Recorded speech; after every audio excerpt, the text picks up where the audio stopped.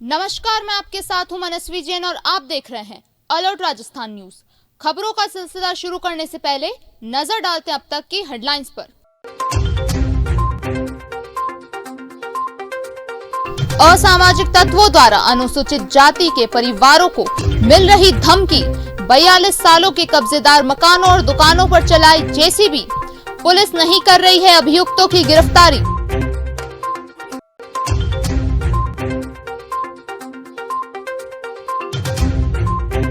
पारस JK hospital पर पूर्व उप महापौर ने लगाया डिलीवरी में लापरवाही के आरोप।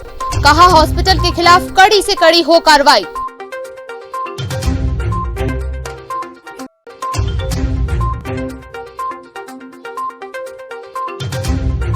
काकरोली और नाथद्वारा के युवकों में हुई कहासुनी। दोनों गुटों के बीच हुआ झगड़ा। नाथद्वारा के युवकों ने लठ से कर दी पिटाई। लोगों ने बनाए वीडियो और किए वायरल।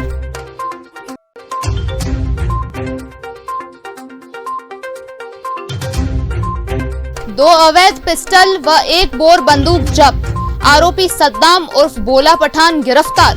निम्बाहेड़ा पुलिस की कार्रवाई।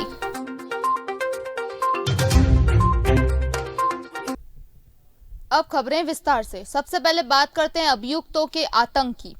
उदयपुर जिले के सायरा ग्राम पंचायत समिति रोड़ा पंचायत के अनुसूचित जाति के परिवार के लोग आज गुरुवार को एसपी के पास पहुंचे और ज्ञापन सौंपा।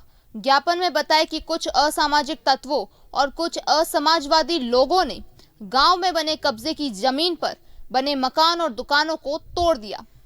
पुलिस ने आधे अभियुक्तों को पकड़ा और कुछ अभियुक्त पुलिस की गिरफ्तारी से दूर हैं, जो कि लगातार परिवारजनों को जान से मारने की धमकी दे रहे हैं। गौरतलब है कि रोड़ा पंचायत में इस परिवार का 1981 से जमीन पर कब्जा है, जो कि वहां पर निरंतर 91A की कार्रवाई चल रही है।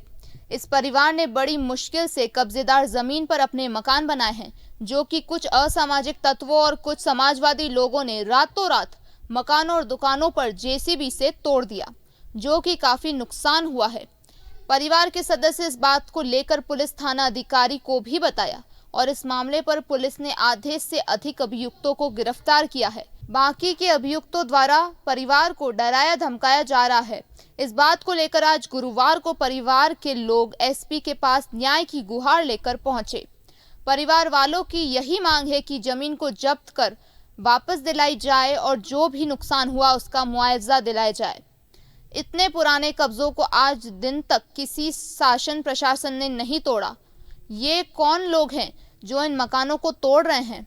परिजनों ने कहा कि हम गरीब अनुसूचित जाति के लोग हैं, वहीं हमारा मकान और दुकान रोड पर अच्छी लोकेशन की होने के कारण अभियुक्तों को रास नहीं आया और रातों रात जेसीबी मशीन बुलाकर मकानों और दुकानों को ध्वस्त कर दिया।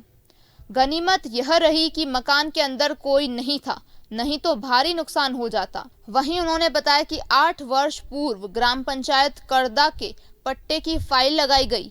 इन अभियुक्तों ने पट्टा जारी नहीं होने दिया। अभियुक्तों द्वारा लगातार धमकी मिल रही है कि इस गांव के लोगों को खाली किया जाए, लेकिन धमकी भरी बात पुलिस को बताई गई। इस बात पर पुलिस ने कोई ध्यान नहीं दिया। बस अब आस है तो वो एसपी से जो इन अभियुक्तों को पकड़वा कर कार्रवाई करें और हमारी जमीन वापस दिलाई जाए। और मेरे ये ससुर जी, इनका मकान 11 तारीख को गए महीने की 11 तारीख को तोड़ा।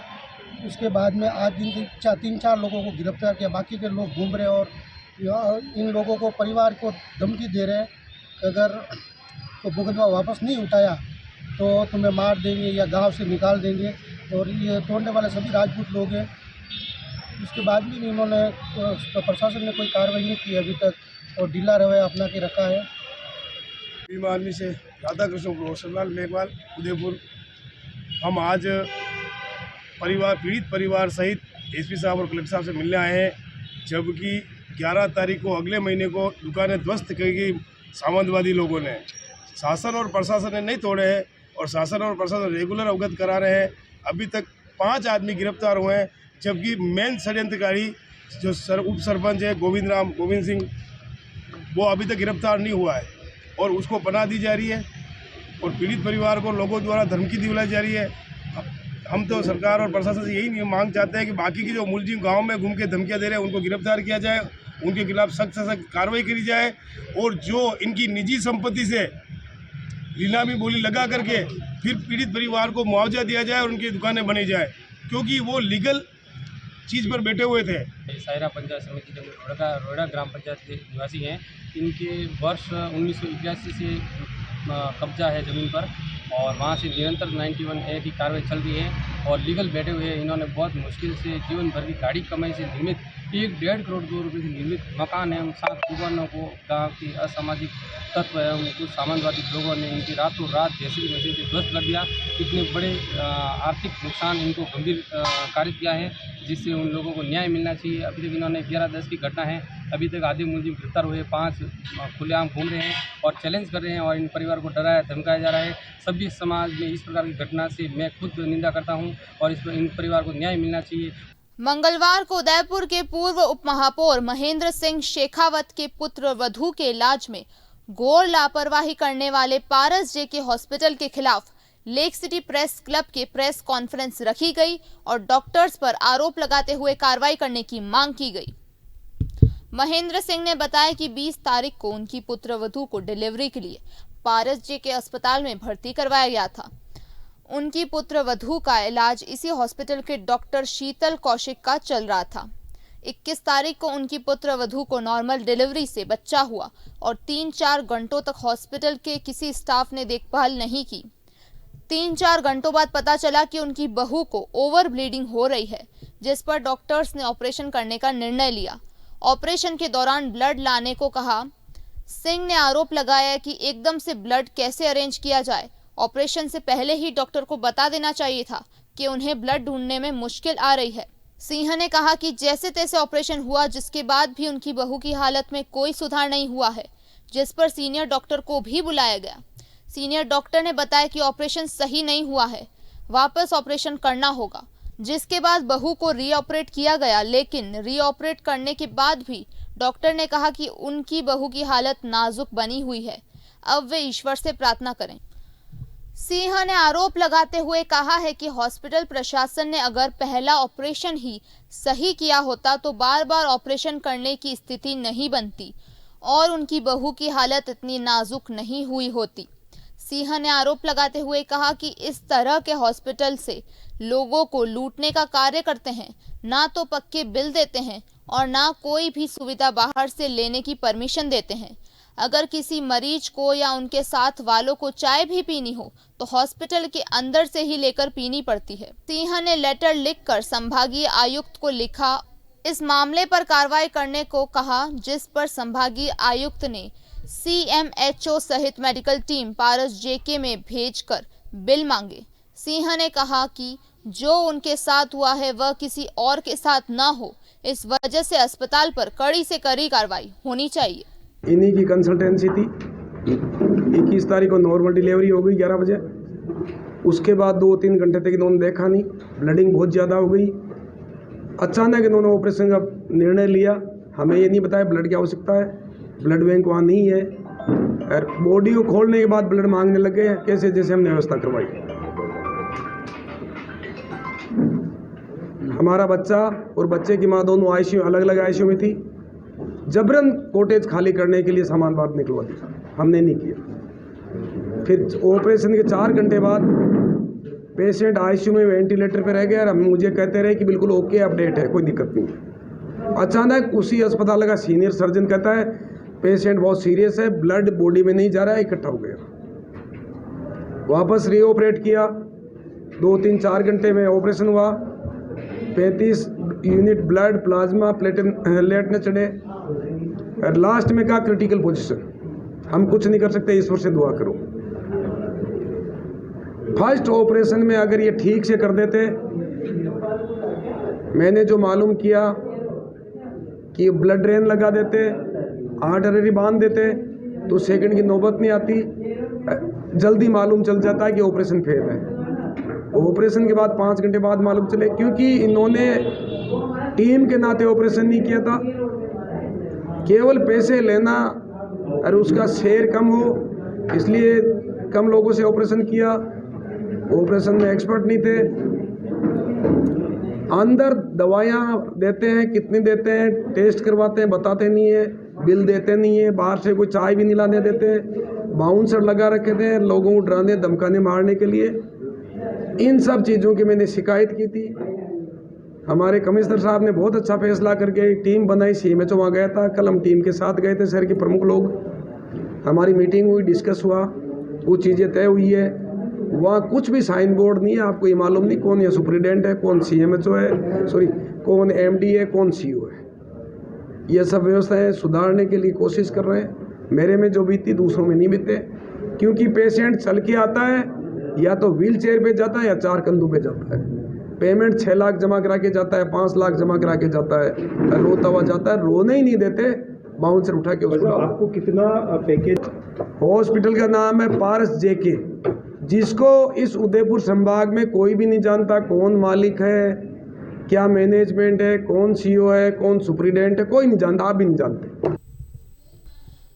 नाथद्वारा के श्रीनाथ की नगरी में कल बुधवार को गौ क्रीड़ा देखने काफी लोग श्रीनाथ जी के मंदिर के पास में एकत्रित हुए और गौ क्रीड़ा को देखने के लिए खड़े थे। इसी बीच आपस में कुछ बात को लेकर 2 गुटों में कहासुनी हो गई। तभी दोनों गुटों में लाठियां शुरू हो गई। गौरतलब है कि कल बुधवार शाम को गौ क्रीड़ा देखने के लिए लोग श्रीनाथ जी मंदिर के पास इकट्ठे हुए थे। तभी वहां के स्थानीय युवकों के साथ कांकरोली निवासी कुछ लोगों की कहासुनी हो गई। इस पर नाथद्वारा निवासी युवकों ने लठ से युवकों की पिटाई कर दी। झगड़ा इतना भयंकर हो गया कि लोगों के दोनों पक्षों को छुड़वाने की हिम्मत नहीं हो पाई। वहीं पर खड़े काफी सारे लोगों ने वीडियो बनाकर सोशल मीडिया पर वायरल कर दिया। पुलिस से मिली जानकारी के अनुसार कांकरोली निवासी नरेंद्र कुमार चौधरी ने लिखित सूचना नाथद्वारा थाना में दर्ज करवाई थी। उसके बेटे लेखपाल चौधरी व चंदन चौधरी के साथ नाथद्वारा निवासी के प्रवीण व सुनील गुर्जर, सुनील जिसका नाथद्वारा मंदिर में स्थानीय कंजल है, लोगों ने कहा कि फालतू बात पर विवाद कर उनको बहुत बुरी तरह मार कर उनको बुरी तरह से जख्मी कर दिया गया। मामूली कहासुनी होने के बाद युवकों को सरे बाजार में लठ से पीटना कहां तक उचित है, जबकि नाथद्वारा जैसी जगह पर वर्ष भर पर्यटकों का आना जाना लगा रहता है। चित्तौड़गढ़ अवैध हथियारों की धरपकड़ व हथियारों की तस्करी के खिलाफ प्रभावी कार्रवाई करते हुए निम्बाड़ा कोतवाली पुलिस ने एक आरोपी को गिरफ्तार कर उसके कब्जे से मैगजीन सहित 2 अवैध पिस्टल व एक 12 बोर बंदूक जब्त की है। गिरफ्तार आरोपी सद्दाम उक्त पिस्टल व बंदूक को बेचने की फिराक में था। ASI सूरज कुमार के नेतृत्व कार्रवाई को अंजाम दिया गया।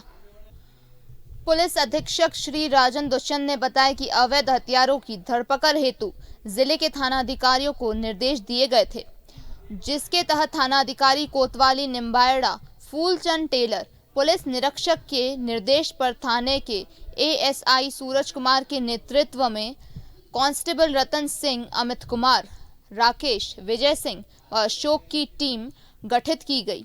मुखबिर द्वारा सूचना मिली कि कच्ची बस्ती निम्बाड़ा निवासी मोहम्मद शफीक उर्फ भोला उर्फ सद्दाम पुत्र रईस खां पठान के पास अवैध पिस्टल व 12 बोर बंदूक हैं, जिसे उसने अपने घर में छुपा रखे हैं, जिन्हें बेचने की फिराक में है। ASI सूरज कुमार पुलिस जाब्ता के साथ कच्ची बस्ती निम्बाड़ा सहित मोहम्मद शफीक उर्फ भोला उर्फ सद्दाम के घर पर पहुंची, जहां पर मोहम्मद शफीक उर्फ भोला उर्फ सद्दाम ने पलंग पर एक 12 बोर बंदूक खोलकर रखी हुई थी तथा पास में एक सफेद रंग का विमल पान मसाला का बैग पड़ा हुआ था। पुलिस जाब्ता को देखकर आरोपी मौके से भागने लगा, जिसको पकड़कर पलंग पर स्थित सफेद रंग के बैग की चेन खोलकर देखा तो बैग के अंदर 2 पिस्टल मिली। मोहम्मद शफीक सद्दाम द्वारा बिना वैध दस्तावेज या लाइसेंस के अपने कब्जे में अवैध पिस्टल व 12 बोर बंदूक रखना आर्म्स एक्ट का अपराध पाया जाने से अवैध पिस्टल व 12 बोर बंदूक को जब्त किया गया और आरोपी को गिरफ्तार किया गया। आरोपी को अनुसंधान के बाद गुरुवार को न्यायालय में पेश कर पुलिस रिमांड पर प्राप्त किया गया। 2 पिस्टल व 12 बोर बंदूक कहां से लाने एवं किसको बेचने के बारे में आरोपी से अनुसंधान जारी है। गिरफ्तार आरोपी मोहम्मद शरीफ उर्फ भोला के खिलाफ पूर्व में 5 आपराधिक प्रकरण विभिन्न थानों में दर्ज हैं। चित्तौड़गढ़ जिले के भदेसर थाना पुलिस ने नाकाबंदी के दौरान एक बोलेरो पिकअप से 4 क्विंटल डोडा चूरा जब्त किया है, जबकि गाड़ी में बैठे ड्राइवर और उसका दोस्त मौके से भाग निकले। आरोपियों ने दूर से ही पुलिस को देख लिया था, लेकिन रास्ता सही नहीं होने के कारण गाड़ी को मोड़ नहीं पाए। एसपी राजन दुष्यंत ने बताया कि भदेसर थाना अधिकारी शंकरलाल राव मय जाप्ता शिवदानपुरा उर्फ गोरों का खेड़ा नर्सरी में जाने वाले कच्चे रास्ते पर पहुंचकर नाकाबंदी कर रहे थे। इसी दौरान गौरव का खेड़ा नर्सरी की तरफ से इस सफेद रंग की पिकअप बोलेरो गाड़ी आती दिखाई दी। गाड़ी में बैठे ड्राइवर ने जैसे ही पुलिस जाप्ता देखा तो नाकेबंदी से 100 मीटर पहले ही गाड़ी रोककर वापस पीछे की तरफ लेने लगा। सड़क का रास्ता खराब होने और रास्ते के किनारे झाड़ियां ज्यादा होने के कारण पिकअप को घुमा नहीं पाया। ड्राइवर के साथ उसका एक अन्य साथी भी था, जो गाड़ी से उतरकर भाग निकले। संदिग्ध लगने पर जब गाड़ी की तलाशी ली गई तो उसके अंदर 20 प्लास्टिक के कट्टे मिले। खोलकर देखा तो उसमें डोडा चूरा भरा था। तोल करने पर हर कट्टे में 20 किलो डोडा चूरा भरा हुआ था, यानी कुल 4 क्विंटल डोडा चूरा भरा हुआ था। फिलहाल पुलिस ने गाड़ी और डोडा चूरा जब्त कर लिया है। दोनों आरोपियों के खिलाफ मामला भी दर्ज कर लिया है। पुलिस गाड़ी नंबर 33 नंबर से गाड़ी के मालिक का पता करेगी। टीम ने ASI Bhanwarlal, head constable Subhash Chandra, constable Radheshyam, Pushpendra Kumar, Mohanlal और भैरूलाल शामिल थे। भदेसर पुलिस के द्वारा आज क्या कार्रवाई की गई? श्रीमान पुलिस अधीक्षक महोदय राजन दुष्यंत साहब द्वारा जिले में अवैध मादक पदार्थ की तस्करी की रोकथाम हेतु विशेष अभियान चलाया जा रहा है, जिस हेतु मैंने SHO में जाप्ता वहाँ शिवदानपुरा उर्फ गोरों का खेड़ा वहाँ पे जाके नर्सरी के रास्ते पर नाकाबंदी की। नाकाबंदी के दौरान एक सफ़ेद पिकअप आती दिखाई दी, जो पुलिस की जेब और मुझे SHO और जाप्ता पुलिस को बावर्दी देख करके वो वापस बैक साइड में मुड़ने लगा, मगर रास्ता संकड़ा होकर के झाड़ियाँ और झाड़ जंगार होने से वो मुड़ नहीं पाया।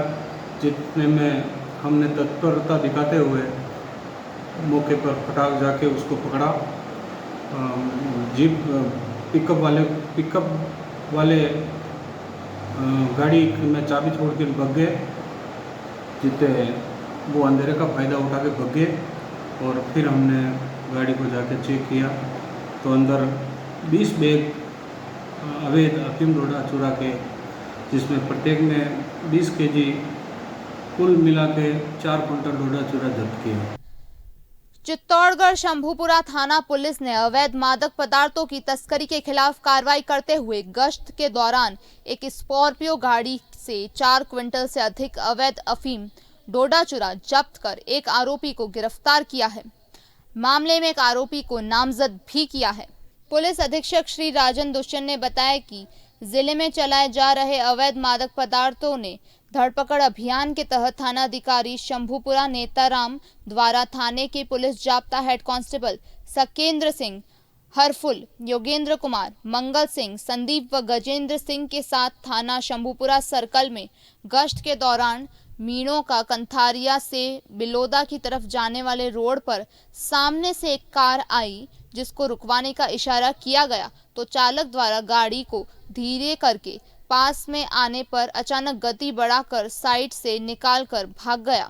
उसके पीछे से एक और गाड़ी आती हुई नजर आई, जिस पर गाड़ी को पास में आने पर सरकारी गाड़ी आड़े लगाकर रुकवाया गया तो चालक द्वारा गाड़ी को रोककर नीचे उतरकर भागने का प्रयास करने लगा, जिस पर जाप्ते की मदद से उक्त स्कॉर्पियो के चालक को रोककर नीचे उतारकर संदिग्ध होने के चलते गाड़ी की नियमानुसार तलाशी ली गई तो गाड़ी में काले रंग के कट्टे भरे हुए थे, जिस पर उक्त कट्टों को गाड़ी से नीचे उतारकर वजन किया गया तो कुल 4 क्विंटल 7 किलोग्राम हुआ, जिस पर अफीम डोडा चूरा व स्कॉर्पियो गाड़ी का जब्त कर आरोपी रेवलिया कला थाना भदेसर निवासी रतन सिंह पुत्र बाघ सिंह राजपूत को गिरफ्तार किया गया है।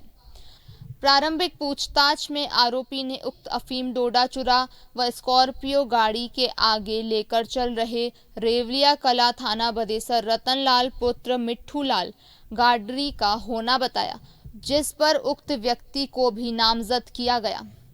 एनडीपीएस एक्ट में प्रकरण दर्ज कर अग्रिम अनुसंधान किया जा रहा है। राष्ट्रीय कूड़ो चैंपियनशिप 2022 में राजस्थान डबल हैट्रिक के साथ राष्ट्रीय विजेता बना।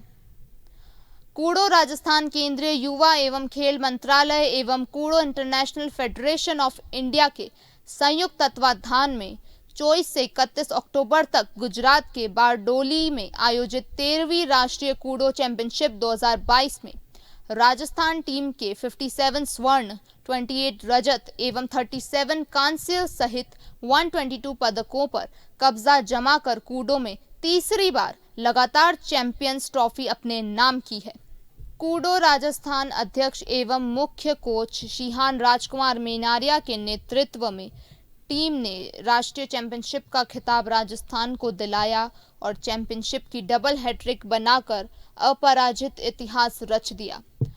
साथ ही 14वीं अक्षय कुमार अंतर्राष्ट्रीय कूडो चैंपियनशिप में भी टीम राजस्थान के चैंपियंस ने सर्वाधिक पदों पर कब्जा बनाकर हैट्रिक रचकर इतिहास रच दिया।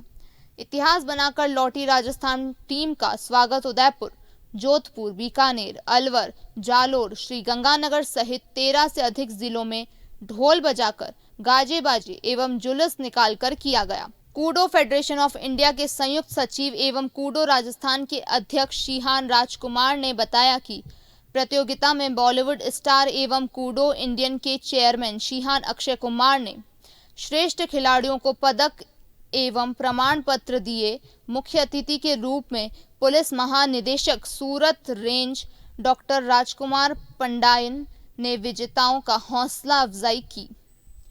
चलते चलते नजर डालते हैं अब तक की हेडलाइंस पर।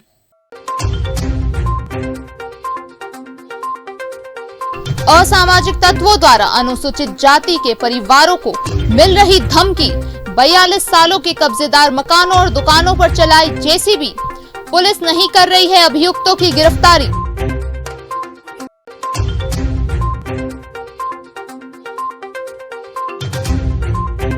पारस जेके हॉस्पिटल पर पूर्व उप महापौर ने लगाया डिलीवरी में लापरवाही के आरोप, कहा हॉस्पिटल के खिलाफ कड़ी से कड़ी हो कार्रवाई।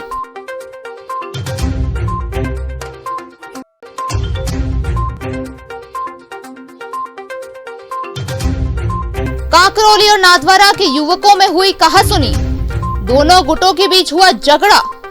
नाथद्वारा के युवकों ने लठ से कर दी पिटाई, लोगों ने बनाए वीडियो और किए वायरल।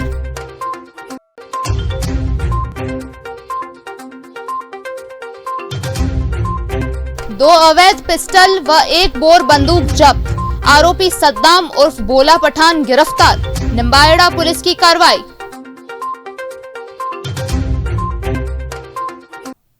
तो दीजिए इजाजत मनस्वी जैन को, और खबरों के लिए देखते रहिए अलर्ट राजस्थान न्यूज। नमस्कार।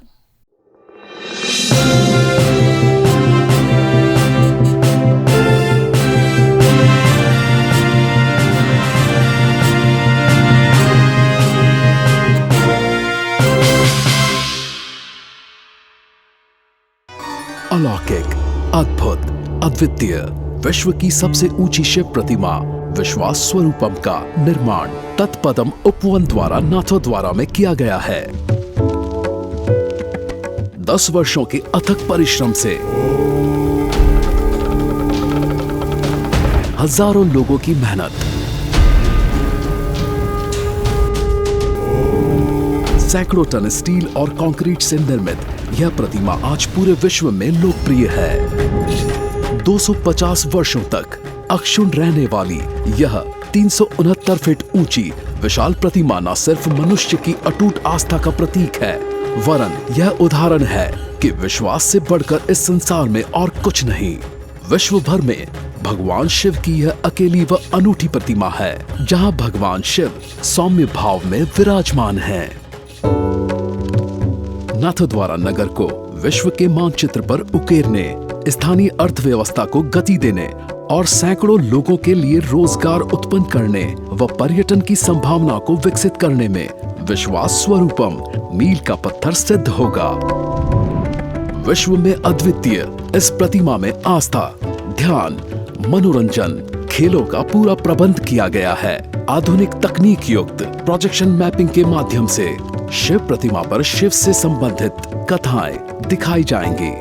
चरण वंदना, जलाभिषेक, 280 फीट से 270 फीट तक निर्मित गिलास गैलरी से अरावली पर्वतमाला का मनोहारी दृश्य, जिप लाइन, बंजी जंपिंग जैसे रोमांचकारी खेल हर वर्ग के पर्यटकों को आकर्षित करेंगे। शिव की इस अद्वितीय प्रतिमा का लोकार्पण मुरारी बापू द्वारा 29 अक्टूबर से 6 नवंबर 2022 तक राम कथा का गायन कर नाथद्वारा में किया जा रहा है।